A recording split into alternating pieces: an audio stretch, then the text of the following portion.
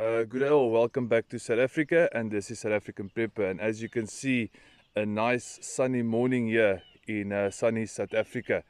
So quickly some housekeeping. Firstly, please like, share and subscribe. I've said this before, we do this in English so we can reach an audience abroad.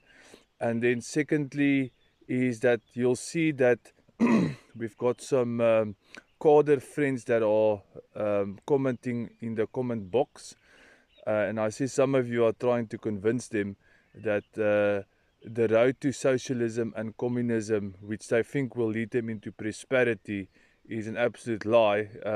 It doesn't help to try and convince them, because it doesn't work. For some reason, they think having another Zimbabwe is going to benefit them greatly. Yeah, it's quite sad actually. So what I actually want to talk to you about on this video is the words self-determination, or territorial self-determination, or autonomy, or independence, or even a Volksstaat. So in the world, there's quite a few examples of such cultural areas that existed because these different cultures ended up in another country, and they wanted to keep living the way that their specific cultures has been living for hundreds of years.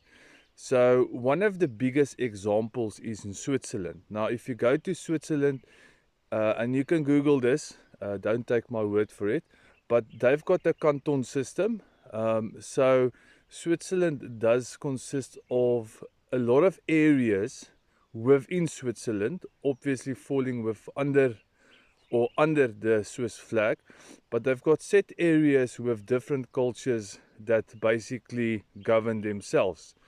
And if you go to these villages, you'll see that what's happened there is that they've got a set area. They manage their own services. So if there's roads, they tend to manage that themselves. They do get a bit of government assistance, because obviously the Swiss is way more advanced than a South African government, for an example. So you can go have a look at that. And then in Italy, there's one or two communities as well. One I know of in Italy is a German cultural area within Italy, and they are working well with that specific government, because again, they are just a bit more civilized than our cadres in the ANC. You can go have a look at Canada as well. Canada has 2 or 3 areas as well, or cultural areas.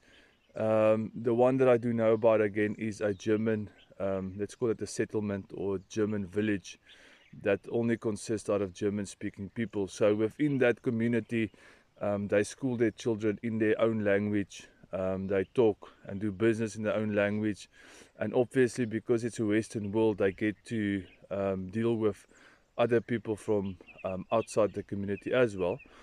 And I do believe the reason why these governments allowed this to happen is because it adds quite great value for that specific country. It's better to keep them, and specifically the Swiss one, because the Swiss canton system has got a lot of different cultural areas, and a lot of people speaking a whole lot of differences, but they seem to be working together.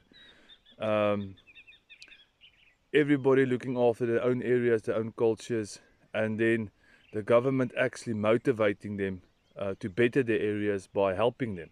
I wouldn't always say helping them financially, but at least if you just give them a safer environment in which they can operate, that's already a benefit. So do yourself a favor and go Google this a little bit, and go have a look at it, because it's easy for somebody on a video to tell you that there's such situations in the world and that they're working, but you have to go look for it and see the realities.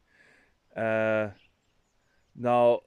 we actually, I think we've made a mistake as white people in South Africa. We think we need to ask the ANC permission to do this.